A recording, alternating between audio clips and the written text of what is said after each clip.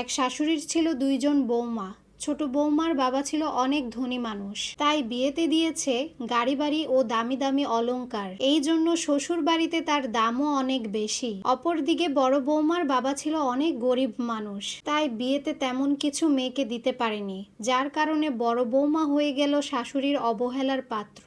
একদিন হঠাৎ তারা দুজন হাসপাতালে সন্তানের মা হলো। এদিকে শাশুড়ি পুরো ঘর সুসজ্জিত করে অপেক্ষা করতে লাগলো তার ছোট বউ এবং তার ছেলের জন্য। বড় বউ আর তার ছেলের কথা কারো ভাবনাতেই নেই। ঠিক এমন সময় হাসপাতাল থেকে ছোট বউ ফোন করে বলল, মা, আমি হাসপাতাল থেকে সরাসরি আমার বাবার বাড়ি যাচ্ছি, কারণ হলো এখন আমার আরাম দরকার। ছোট বৌমার কথা শুনে শাশুড়ি অনেক কষ্ট পেল। ঠিক তখনই বড় বৌমা তার ছেলেকে নিয়ে বাড়িতে চলে আসলো। শাশুড়ি তখন বলল, তুমি কেন যাওনি তোমার বাবার বাড়ি? তখন বড় বউ বলল, কেন যাব বাবার বাড়ি? এটাই তো আমার বাড়ি, এখানে থাকার মতো শান্তি আমি কোথাও গিয়ে পাবো না। বড় বৌমার কথা শুনে শাশুড়ির চোখ বেয়ে পানি পড়তে লাগলো।